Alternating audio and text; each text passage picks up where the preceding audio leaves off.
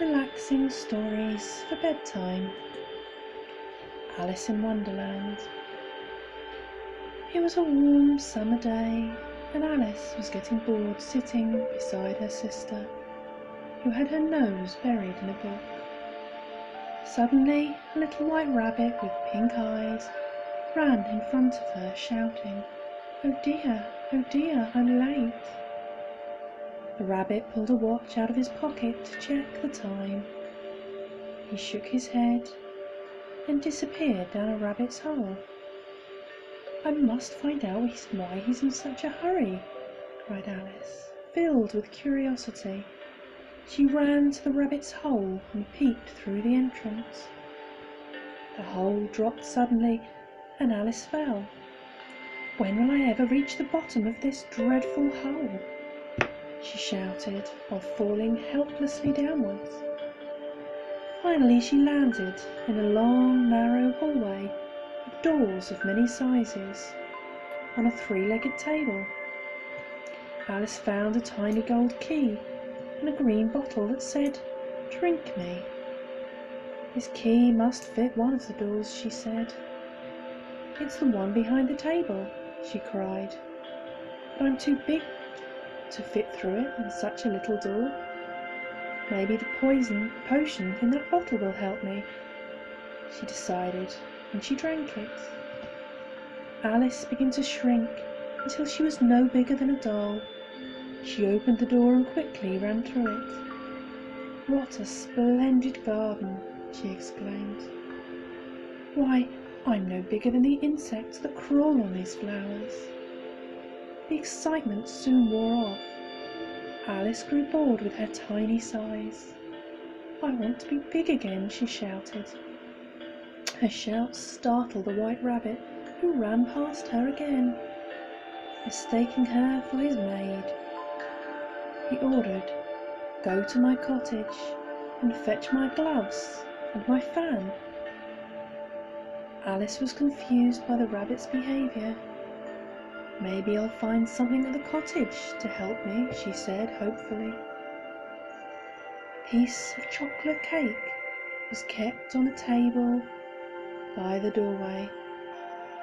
Next to the cake was a note that read, "Eat me."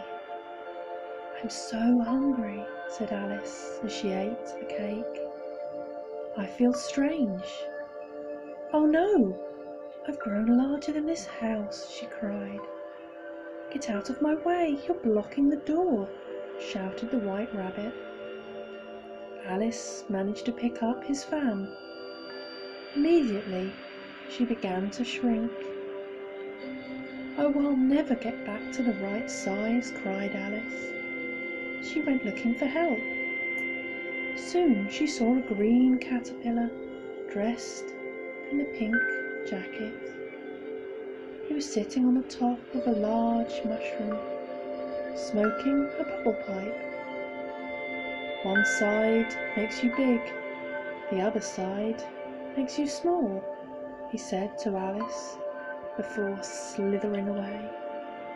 "One side of what?" Alice called after him. "The mushroom, silly," he answered. Alice ate a piece of the mushroom. "Thank goodness, I'm growing," she cried. "But which way do I go?" "That path leads to the Mad Hatter, and the other way leads to the March Hare," said a voice. Alice turned to find the smiling Cheshire Cat in a tree. "See you later at the Queen's croquet game," he said, before disappearing. Alice walked down a path. How lovely! A tea party, she thought. "There's no room for you," shouted the Mad Hatter. "You may stay if you answer my riddle." Alice smiled. She loved riddles. After several riddles, Alice became confused. "Every time I answer, you ask a question," she told the Mad Hatter. "We don't know any answers," he giggled. "This is a waste of time," scolded Alice. The others ignored her. They were trying to wake the dormouse. Alice continued to walk. She found herself in the middle of a field where the Queen of Hearts was playing croquet.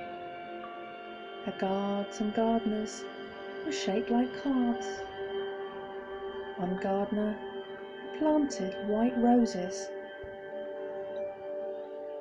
by mistake and then painted them red. Off with their heads, shrieked the Queen. I hate white roses. Have you ever played croquet? Queen asked Alice. Yes, Alice timidly answered, but I've never used a flamingo or a hedgehog. Play with me, ordered the Queen, and let me win or I'll have your head. Alice tried her best to play, but she had trouble with her flamingo. Off with her head, cried the Queen. Then trumpets sounded, a distant calling court to session. Everyone rushed to the courtroom. Court is now in session, announced the White Rabbit. Will Alice please come to the stand? Alice took the stand and looked at the jury box, where the March Hare and the Mad Hatter were making noise. The Dormouse slept. The Cheshire Cat smiled at her. What's going on? Asked Alice.